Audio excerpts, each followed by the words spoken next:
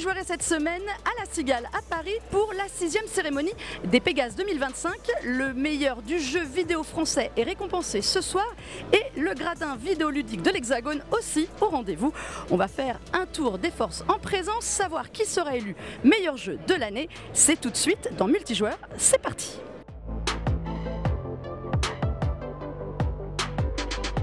Alors c'est une grande soirée pour le jeu vidéo français. Le SNJV est derrière l'organisation. Comment on définirait le SNJV ?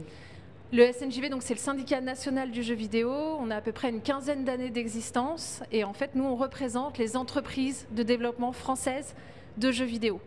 Avec plusieurs missions. La principale qui est donc la représentation de cette filière vis-à-vis des pouvoirs publics et des médias, mais aussi forcément toute une offre de services d'accompagnement des entrepreneurs de l'industrie. Alors c'est la 6e cérémonie des Pégases. Ça a été créé en 2020, cette cérémonie. Oui. Ça a été dur quelques années, mais là, c'est la grande fête que vous vouliez désormais. Oui, je pense qu'on arrive quand même à quelque chose maintenant qui correspond à la philosophie originale du projet, qui était de faire rayonner l'industrie, les productions françaises, mais aussi les équipes de production, donc les femmes et les hommes qui sont derrière la création des jeux vidéo et qui sont très rarement mis en lumière. Alors, on remet combien de prix ce soir ? On a au moins 16 prix qui récompensent donc les jeux vidéo, meilleurs jeux vidéo, excellence visuelle, etc. Mais aussi 2 prix qui viennent récompenser des personnes. Le prix d'honneur qui vient récompenser une carrière exceptionnelle d'une figure de l'industrie du jeu vidéo, et le prix de la personnalité de l'année. Alors, on ne va pas vous demander de pronostics, on va découvrir pendant l'émission avec les lauréats. Comment il se porte, ce jeu vidéo français ? Alors, vous n'êtes pas sans savoir que le contexte économique est tout de même particulièrement compliqué, pas seulement en France, évidemment également au niveau mondial. Donc là, c'est quand même une période qui est assez difficile pour un grand nombre de studios de toute taille. Donc c'est vrai que ce soir, pour nous, l'important, c'est de participer à ce rayonnement-là et d'avoir une espèce de moment de fédération et de célébration du travail qui a pu être fait par les équipes durant toute l'année. Alors, on avait récompensé l'année dernière Chains of Scénar, qui était un jeu indépendant extrêmement surprise. On avait l'impression que l'année dernière, c'était très très dense. On avait Assassin's Creed Mirage, on avait Jusant, on avait beaucoup de jeux. On a un petit peu eu l'impression cette année que ça rayonnait moins au niveau international. Est-ce qu'on a eu tous les très très bons jeux cette année ? Et cette année, on a des très bons jeux. On a vu cette année, il y a Prince of Persia, il y avait d'autres jeux. Il y a des absents d'ailleurs dans les nommés qui ont été surprenants, comme Banishers, la grosse production de Dontnod. C'est une année comment ? Comment est-ce qu'on la jugerait cette année ? Au niveau créativité, j'entends. Ouais, au niveau créativité, je pense quand même qu'on a encore cette année une belle représentativité de l'industrie du jeu vidéo. Comme vous le disiez, on a des grosses productions menées par des équipes importantes. On a des Flight Simulator, on a aussi Asobo, mais on a aussi des jeux moins connus en tout cas, ou qui ont été développés soit par des solo devs, soit par des équipes beaucoup plus restreintes, qui sont tout de même mis en avant à la cérémonie. Donc je pense qu'on a quand même cette visibilité qui est assez représentative de l'industrie du jeu vidéo. Un bon équilibre du jeu vidéo français. Je pense. Quelles sont les forces du jeu vidéo français quand on en parle à l'international ? Qu'est-ce qui est perçu ? On est quand même reconnu, nous, pour nos qualités techniques et créatives au sein des jeux. On a également d'excellentes formations qui forment au métier du jeu vidéo en France. Il y a un prix d'ailleurs du jeu vidéo étudiant. Il y a un prix du jeu vidéo étudiant, tout à fait. Ce qui est rigolo, c'est qu'on voit aussi dans certaines catégories des jeux qui avaient été récompensés en prix jeu vidéo étudiant et qui maintenant sont nommés en jeu vidéo professionnel. Lys Fanga, dont on avait parlé dans l'émission. Exactement. Tout à fait. On a Symphonia ce soir aussi qui est nommé. Oui, les forces restent les organismes de formation, l'attractivité du territoire. On a quand même des dispositifs et un fort soutien des pouvoirs publics qui favorisent l'attractivité du territoire français. Et la reconnaissance à l'international se fait principalement grâce à ça. Alors, je ne demande pas de pronostics, je ne demande pas de favoris, mais des coups de cœur jeux vidéo français cette année. Vous avez eu quoi ? C'est hyper difficile là, de se prononcer, mais quel piège, Mais on n'a pas dit qu'ils étaient au palmarès, on a dit à titre personnel. Qu'est-ce qui est ressorti ? À titre personnel, moi je dirais... Bon, c'est une question trop piège. Ouais, non, c'est hyper piège. Faut pas prendre de parti. Non, c'est compliqué. Il y a des choses. On n'en dira pas plus parce qu'il y a quand même. Sinon, on va avoir des problèmes avec les autres.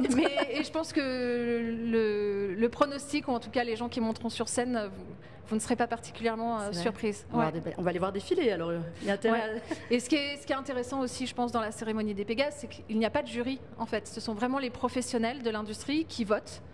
pour élire les jeux de l'année. Donc on a à peu près 3000 professionnels aujourd'hui dans l'Académie des arts et techniques du jeu vidéo. C'est pour ça aussi, je pense qu'on réussit à avoir un palmarès qui regroupe aussi bien des jeux vidéo indépendants que des productions plus importantes. C'est ça qu'il faut dire, ce sont vraiment des professionnels du milieu, des experts qui votent. Vanessa Kaplan, merci beaucoup. Bonne soirée. Merci à vous pour cette cérémonie des Pégases.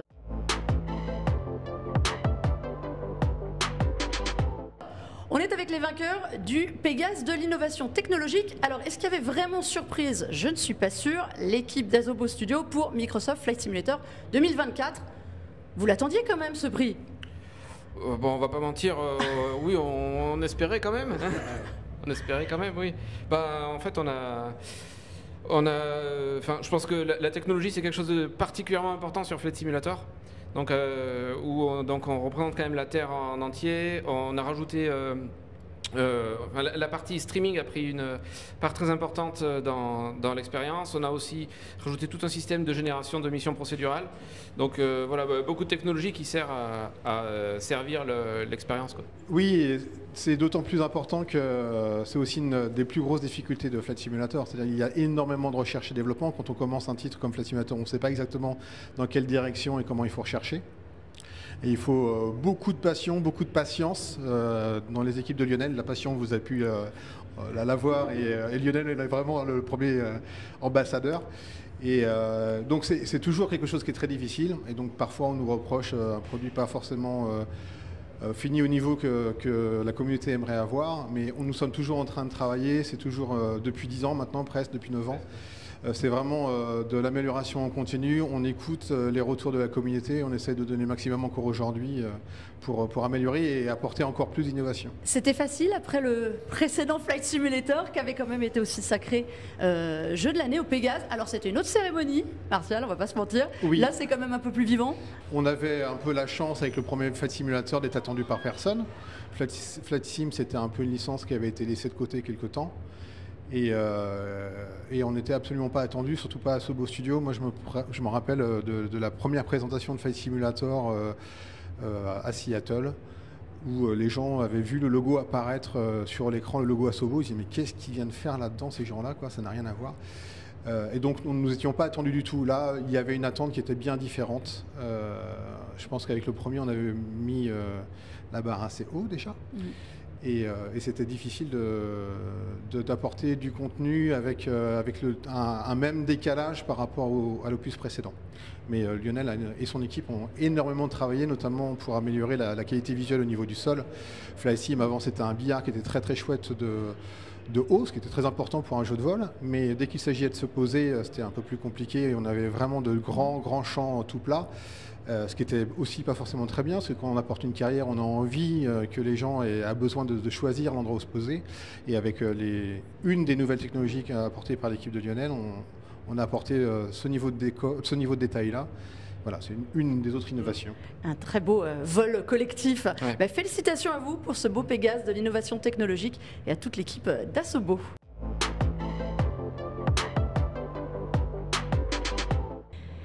On est encore à la cérémonie des Pégases avec un jeu qui a été un de mes coups de cœur de l'année, je dois l'avouer quand même. Un jeu, allez, on peut le dire, qui a été fait tout seul dans son salon un petit peu. Je dis plus que c'est tout seul. Ça a commencé tout seul. Bah, ça a commencé tout seul. Mais j'ai pas fini tout seul. Non, voilà. J'aurais pas pu finir tout seul. Mais en tout cas, bravo pour ce Pégase de l'excellence narrative. Merci. C'est important à quel point quand on récupère un prix comme ça sur une histoire qu'on a eue en tête et qui a vu le jour et qui est devenu un jeu qui a plu. The Operator, c'est un jeu d'enquête narratif où on va pas jouer un agent du FBI, c'est une version fictive du FBI, on va jouer un opérateur. Donc en fait, on joue un peu la hotline du FBI. Donc quand un agent il est bloqué ou qu'il a besoin d'aide, eh ben, il appelle la hotline, nous, et on va les aider. Voilà, ça peut être des informations sur une personne, sur une plaque d'immatriculation. Voilà, et en fait, on va se retrouver à mettre en lumière un complot, des choses qui sont liées, qui ne devraient pas l'être, ce genre de choses. Comment vient une idée pareille ? En regardant X-Files. Alors j'allais demander. Alors c'est la blague que j'allais faire en pensant que c'était une blague, mais c'est vrai. C'était complètement en regardant X-Files. En fait, je cherchais un jeu que je puisse faire seul. À la base, c'était le plan. Et en fait, à un moment dans X-Files, justement, il y a cet agent qui demande à un technicien de laboratoire d'analyser une pièce qu'ils ont trouvée quelque part. Et en fait, le technicien, il revient genre... oh là là, mais où est-ce que tu as trouvé ça? Il y a des éléments qu'on n'a jamais vus sur Terre. Et en fait, je me suis dit, ça serait hyper intéressant de jouer cette personne qui, quand elle a analysé et que la machine lui a sorti les résultats, qui a dû se dire, mais c'est pas possible, il y a dû avoir un problème. Et donc, je me suis dit, bah voilà, en fait, on jouerait quelqu'un qui n'est pas un agent, qui est sur son ordinateur et qui va trouver des choses extraordinaires, en fait. Quand on fait un jeu qui est à part aussi visuellement, puisqu'on est face à un écran d'ordinateur. Complètement. D'ailleurs, merci, parce que j'ai fait sensation dans l'avion en jouant avec quelqu'un qui me regardait à côté, qui pensait que je travaillais. Donc merci beaucoup rien que pour ça. L'accueil, on s'attend à quoi comme accueil auprès des joueurs? Bah, en fait, c'est quelque chose d'assez niche. Il y a eu des exemples de jeux à interface qui ont très bien marché. C'est un peu niche, mais cette niche-là apprécie vraiment ce genre de jeu. Donc c'est un peu un pari, en fait. Ouais, un sacré pari quand même, visuellement déjà. Sur la narration, sur l'histoire, c'est un jeu en anglais. Oui. Alors, mais pourquoi? C'est un titre anglais et complètement en anglais. C'est ça. Alors, je dis sous-titré en français quand même, oui, pour ne pas faire peur à personne. C'est en français, allemand, mais ça parle anglais. Exactement. Alors, à la base, c'est parce que si on a besoin de contacter des partenaires, que ce soit pour trouver des financements ou quoi que ce soit, il va falloir jouer en anglais. Et moi, les séries que je consomme, X-Files, tout ça, je les consomme en version originale, sous-titrée, mais du coup, je les consomme en anglais, en fait, les expressions, tout ça. Et du coup, c'est pour ça que j'ai eu l'aide aussi de Ian Riley pour m'aider justement à écrire ça bien, parce que lui, c'est un natif, il parle anglais parfaitement, et il a pu améliorer mon écriture. Et pas de problème avec le FBI? Pas de problème avec le FBI. On a hésité à utiliser le vrai nom du FBI, mais on s'est dit, oula, peut-être avoir des problèmes. C'est quoi la suite maintenant? La suite maintenant, c'est d'essayer de faire des portages, enfin au moins un qu'on a en tête, là, qu'on est en train de finaliser, qui sera annoncé prochainement, et peut-être une suite, hein, je sais pas. The Operator 2 peut-être. Le jeu s'y prête, en tout cas, moi c'était prévu comme ça à la base. Après, est-ce que je pourrais le faire? On verra. Avec plus de monde? Avec plus de monde, pas forcément. Je veux vraiment rester sur la même échelle de petits jeux. Puis on a une équipe qui tourne bien maintenant. Enfin, j'ai pas vraiment envie de changer, quoi. Ça se passe super bien. Donc, et puis ça, des récompenses. Dès la première tentative. Je pense qu'il n'y a pas besoin de changer, donc c'est super. Eh ben, félicitations, Bastien, pour ce Pégase de l'excellence narrative. Et on continue avec les autres lauréats.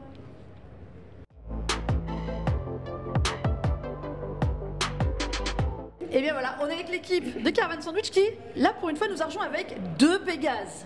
Félicitations à tous les deux et à toute l'équipe. Vous étiez très nombreux sur scène, hein, quand même, il faut le dire. Tout le monde est monté. C'était important et c'était un débat pendant quelques jours. On se demandait, est-ce qu'on fait monter tout le monde? On s'est dit, il faut oser. Toutes ces personnes ont travaillé sur le jeu et ont donné de leur temps, de leur vie, de leur passion, des crises de nerfs et d'euphorie.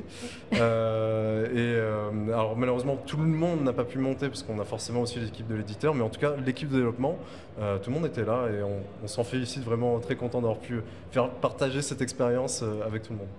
C'est une belle histoire, Caravan Sandwich. Alors pour ceux qui n'auraient pas connu le jeu, on en a déjà parlé nous dans l'émission, lequel de vous deux nous pitche ça? Oh là, le piège. Je m'y colle, du coup. Non, Caravan Sandwich, c'est avant tout donc l'aventure d'une jeune fille qui part à la recherche de sa sœur sur sa planète natale et qui va du coup devoir réexplorer en fait cet univers qu'elle a quitté des années plus tôt et qui est en fait ravagé par une exploitation de grandes entreprises qui a ravagé la planète, et il faut découvrir ce monde tout en cherchant sa sœur. C'est un très beau jeu. C'est une très belle histoire, très prenante. Voilà, il fallait quand même le dire. Vous repartez avec 2 prix ce soir pour un premier jeu. Le premier jeu, meilleur jeu vidéo indépendant. Alors lequel vous fait le plus plaisir des 2? Bon, je pense meilleur jeu vidéo indépendant quand même. Ça regroupe un spectre tellement large. Il y a eu tellement de magnifiques jeux indépendants qui ont été sortis cette année.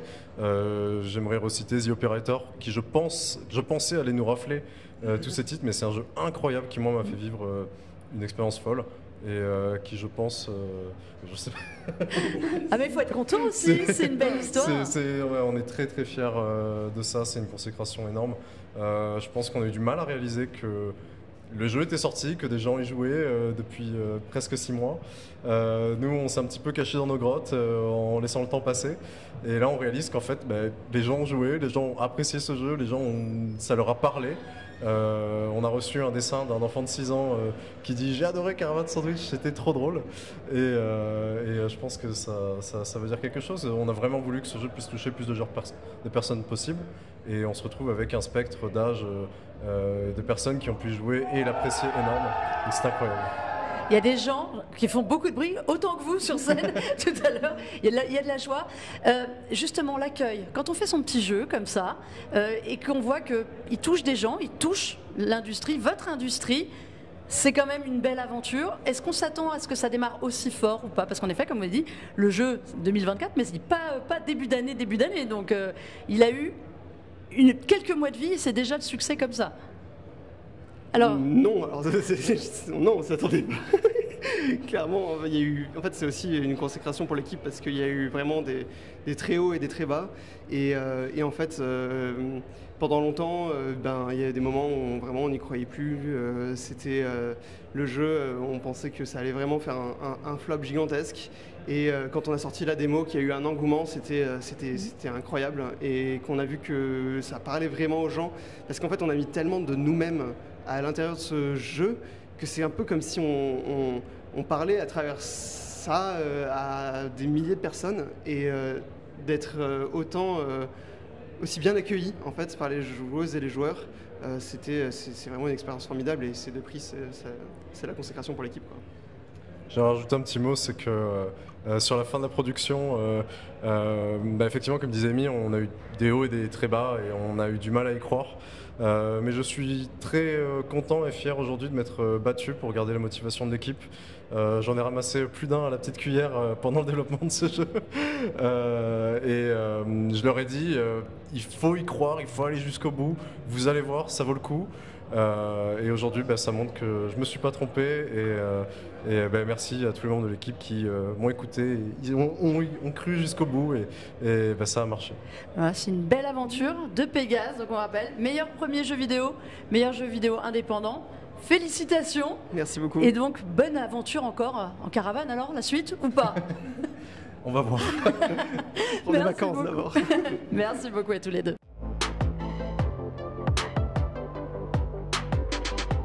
Eh bien, on finit le palmarès avec, regardez, les grands vainqueurs de la soirée, l'équipe de Prince of Persia The Lost Crown. Avec nous, Delac, Mounir, félicitations quand même à vous deux et à toute l'équipe d'Ubisoft Montpellier derrière. Alors, comment elle s'est passée cette soirée? Eh ben, elle a bien commencé, elle a très très bien fini. Donc nous on est hyper excités, hyper contents, hyper émus. Ouais, on a hâte de rentrer voir la team forcément pour leur ramener tout ça parce que tellement fier pour eux, tellement fier. Vous attendiez à autant de prix, vous espériez lequel? Alors on dit toujours le meilleur jeu à part, mais sinon les autres? Moi j'ai demandé à ChatGPT son avis, pour être honnête. C'est vrai? Ouais. Lequel prix vous méritiez? ChatGPT il nous a dit, il m'a dit que jeu de l'année c'était possible et que game design c'était possible, mais il pensait pas qu'on aurait accessibilité et il pensait pas qu'on aurait meilleur univers sonore. Il va falloir faire jouer ChatGPT beaucoup plus que ça sur l'accessibilité quand même. ChatGPT a fait un 50% et c'est trop peu. Voilà. J'ai pas testé l'IA française, je sais plus son nom. Oui, mais il y en a une, il fallait pas. Mistral. Ah si, Mistral c'était possible. Ouais, c'est ça. Donc voilà, grâce à ChatGPT, il n'y a pas eu de surprise en fait dans cette soirée. Ah bah si, on a été super surpris. Non. De toute façon, en fait, à chaque Pégase, la question se pose et à chaque fois qu'on a entendu Prince of Persia The Lost Crown, on se tapait sur la cuisse avec Mounir et voilà. Donc non, il y a eu des surprises. Oui, et puis ce qui était important aussi, je vais parler aussi pour Rémi, c'était d'avoir le prix de l'accessibilité, notamment pour ce genre, le Metroidvania, qui est un genre extrêmement exigeant. Donc beaucoup de débats assez élitistes sur à qui doit appartenir ce genre, et on a quand même réussi à prouver qu'on pouvait en fait démocratiser ce genre. Et il y a beaucoup de joueurs qui sont mis sur le côté, et on leur a permis avec ce jeu-là de rentrer dans la danse de ce type de jeu, et ça c'est super cool. Ça c'est un beau prix accessibilité, vous avez fait un très gros travail, on en a déjà parlé dans l'émission pour saluer justement le travail que vous aviez fait sur Prince of Persia, univers sonore aussi, game design, c'est quand même des très beaux prix. Quand on reprend une licence qui est connue, on s'était parlé dès le reveal du jeu tous les deux de ça, reprendre une licence c'est aussi c'est un cadeau et empoisonné et un beau cadeau. finalement c'est un très beau cadeau. Ça n'a pas été toujours facile quand même. Oui, non, c'est sûr. C'est un cadeau et en même temps une source de questionnement, en tout cas au début du projet. Une grande responsabilité parce que c'est une marque qui a marqué des millions de joueurs pendant des années. Et nous, ce qu'on ne voulait pas, c'était trahir la marque. Et ce qu'on ne voulait pas non plus, c'était s'appuyer uniquement sur la marque. Et donc du coup, il fallait qu'on prenne des risques dans la façon dont on abordait ce projet-là. Et nous-mêmes, en fait, petit à petit, justement, on a franchi les barrières de la créativité pour arriver en fait à une proposition où on reconnaît Prince of Persia et en même temps on est surpris parce qu'on voit des animations manga, on voit une réalisation avec une influence comics, etc. Et pourtant, on retrouve Prince of Persia. Et ça, je crois que c'est vraiment la réussite du projet. Oui, et puis en fait, pendant la conception, au début de la conception, tout est possible. C'est un moment en fait où on s'abreuve et déjà du sujet, mais aussi de tout plein de sujets tels que la Perse, premièrement, ce folklore, qui était aussi quelque chose de nouveau pour nous. On a dû rentrer, on va dire, sérieusement dans justement ce folklore-là, cette culture-là. Mais il y avait aussi, comme il est question à chaque fois avec les Prince of Persia, de temps. On est allé assez profondément sur... C'est bizarre, mais sur des notions du temps, sur la relativité, c'est de bien comprendre justement comment le temps et l'espace fonctionnent afin de s'abreuver de toutes ces connaissances et créer quelque chose d'unique.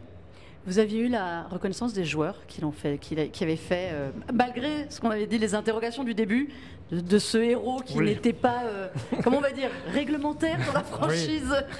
Il n'était pas attendu. Il n'était pas attendu, c'est ça qui a été une belle surprise.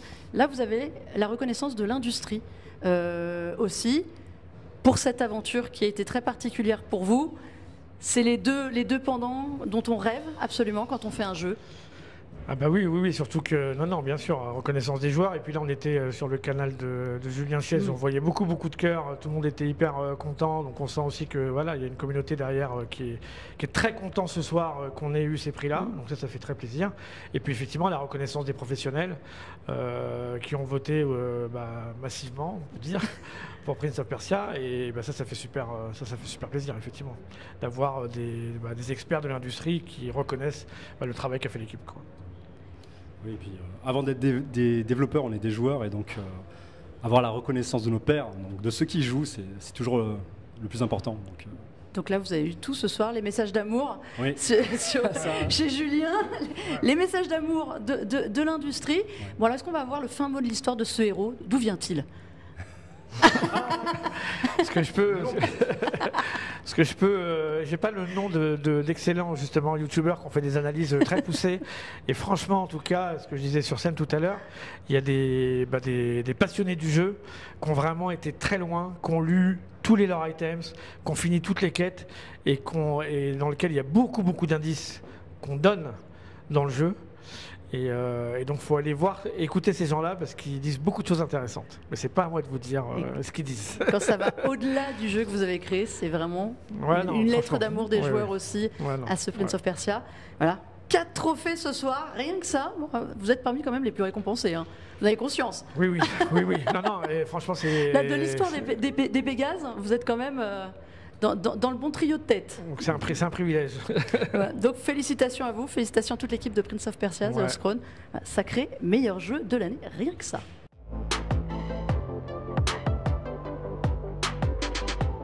Eh bien, cette 6e cérémonie des Pégases s'est achevée sur le sacre de Prince of Persia, The Lost Crown. Alors, on est avec Panta de JVcom. Bonjour. Ce n'est pas vraiment une surprise, Panta. Non, forcément, c'était un exceptionnel jeu de tout début d'année 2024. Donc là, ça nous paraît vraiment loin, c'est vrai, mais ça a vraiment marqué les esprits. Et c'est la preuve que chez Ubisoft, on peut aussi donner à des petites équipes les pleins pouvoirs pour faire un jeu exceptionnel. Ça a vraiment ravi tout le monde et c'était quand même normal de le récompenser ce soir, je pense. C'était en plus un jeu un peu piège pour l'équipe d'Ubisoft Montpellier, parce que repartir sur une licence extrêmement connue, près de 13 ans à la sortie, 14 ans aujourd'hui depuis le dernier jeu, dont on attendait un remake, Les Sables du Temps. C'était un petit peu casse-figure. Ils s'en sont sortis magistralement en revisitant la recette, modernisant, en faisant un vrai Metroidvania moderne. C'est quoi la clé du succès de ce jeu qui était sorti un peu, pas dans l'anonymat, mais comme tu l'as dit en début de saison, enfin en début d'année. La clé de succès de Prince of Persia Lost Crown, c'est vraiment un gameplay d'une vivacité extrême, un level design qui est très malin, des excellentes sensations en système de combat et tout un enrobage, que ce soit artistique, esthétique, musical, vraiment incroyable, des boss superbes. Non, vraiment, c'est un exceptionnel jeu. C'est vraiment dommage qu'il ne se soit pas vendu autant qu'on l'espérait, mais qu'il soit récompensé au Pégase, c'est quand même une très belle réussite. C'est ce qu'on a dit, tu l'as dit, exactement, les 4 Pégases qu'il a reçus, jeu de l'année, meilleur univers sonore, meilleur game design et accessibilité. Oui, parce qu'on ne le dit pas ouais. assez, on en avait parlé dans Multijoueur justement avec les équipes d'Ubisoft. C'est un jeu qui a fait un travail colossal, il faut le saluer, sur l'accessibilité pour être justement jouable par un maximum de joueurs. Et c'est vrai qu'il est passé sous les radars de beaucoup trop de joueurs. On a tous vanté les mérites de ce jeu qui n'a pas trouvé le succès. Espérons que ce prix lui offre une deuxième chance. En tout cas, très très beau jeu et logiquement salué. Autre jeu récompensé, Caravan Sandwich. Oui, tout à fait. Alors là, on est sur une expérience très arty. On va être sur du jeu indé avec un concept assez original pour le coup. C'est souvent ça qui cartonne dans les jeux indés. C'est quand on a un concept et une DA. Là, il y a le concept et il y a la DA. On va faire vraiment une sorte de road trip dans des environnements qui sont très inspirés de la Provence. Et on a une DA qui est vraiment sublime, qui est très colorée, qui est très pétillante, qui va avoir un énorme côté feel good. Dans un contexte quand même mondial qui est très anxiogène, ça fait plaisir ce genre de jeu et ça fait du bonheur de voir les équipes triompher sur scène et dire haut et fort que c'est important aussi d'avoir un petit pas de côté dans une industrie qui parfois se resserre beaucoup trop sur des poncifs habituels. C'est vrai que c'est ce que tu dis, sur scène. Il y avait quelque chose d'un espèce de contraste entre leur jeu qui est très coloré et eux qui ont rappelé des vérités de l'état actuel de l'industrie qui va pas forcément très très bien, aussi, mais qui est là. Il y a une surprise ou un jeu coup de cœur pour toi qui a été récompensé ce soir? Alors moi j'ai beaucoup suivi le parcours de The Operator qui est sorti cet été et qui a été vraiment une claque pour moi. C'est un jeu où on incarne un agent du FDI, donc si vous voyez un petit rapprochement avec une agence gouvernementale américaine, c'est normal, on est littéralement un opérateur, donc en fait on est quelqu'un qui est devant un bureau, sur un PC et qui reçoit des infos des agents de terrain, donc ça peut être des images, ça peut être des enregistrements sonores et on doit aller gratter l'image, chercher des indices et appeler ensuite les opérateurs de terrain, enfin les agents de terrain pour leur dire écoute je pense que c'est un tel qui a fait le coup, qui est sur les images que tu m'as envoyées. Il y a un problème de cohérence entre cette image et cette image. Je pense qu'il y a un truc à aller chercher. Tu devrais mener ton enquête dans tel endroit. Enfin, on mène l'enquête avec la personne de terrain. Ouais, c'est vraiment hyper malin. Et moi, j'ai adoré. J'ai suivi le dev parce que c'est un solo dev, quoi. Avec qui on a parlé, Bastien tout à l'heure.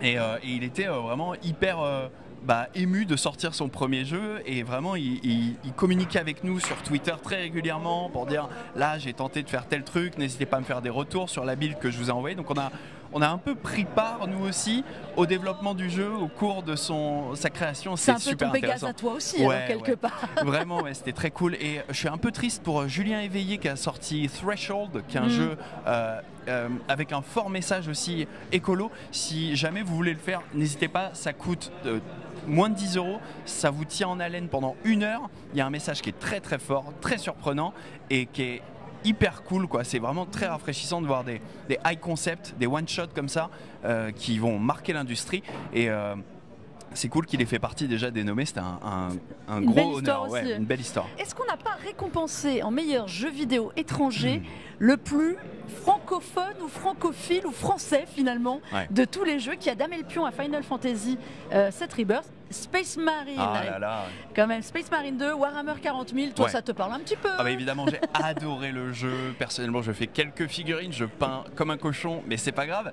Et vraiment, voir Space Marine 2 briller, parce que les jeux Warhammer, il y en a quand même énormément, sauf que c'est pas souvent de la grande qualité.